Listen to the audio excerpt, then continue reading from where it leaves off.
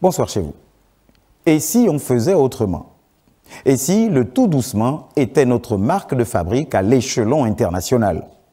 Si conjonction et nom masculin invariable introduit selon le Robert, soit une condition à laquelle correspond une conséquence dans la principale, soit une simple supposition ou éventualité. Si on avait fait autrement, nous n'en serions pas là, peut-être.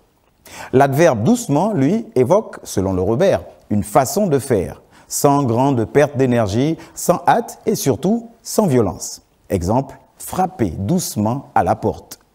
Du coup, si la conjonction « si » offre un large éventail de possibilités qui nous mènent soit vers la satisfaction, soit vers le remords, l'adverbe « doucement » va plutôt suggérer un état d'esprit, un style, une façon de faire, de procéder, une marque de fabrique.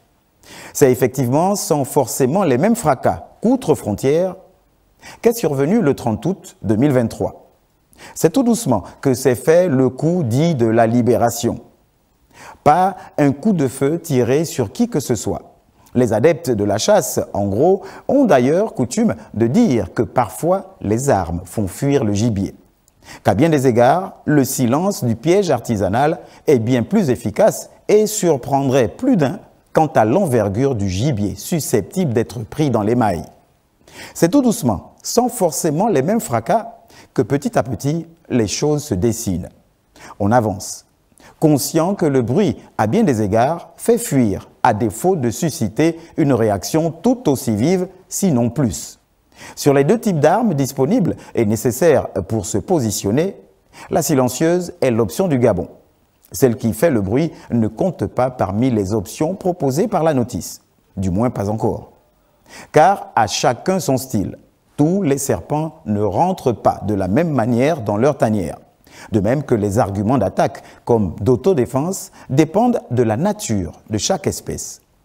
Tout doucement et sans fracas, les atouts de la belle dame sont valorisés et revalorisés, présentés aux différents prétendants comme étant à prendre ou à laisser. Car quoi qu'il en soit, preneur, il y aura. Les pères de la rénovation ne croyaient pas si bien dire lorsqu'en termes d'image, ils parlaient de véhicule et de carburant. Une interdépendance entre le courtisan et la dulcinée qui, tout doucement, sans fracas, fait valoir ses charmes.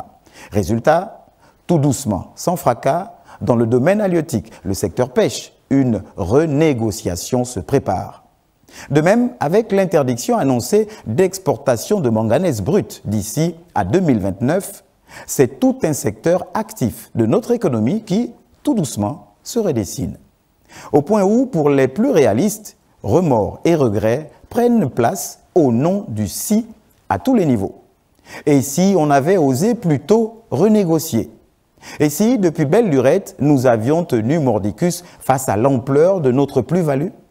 Et si nos appétits égoïstes avaient plutôt servi l'intérêt collectif? Et si on calculait? Non, que de regrets.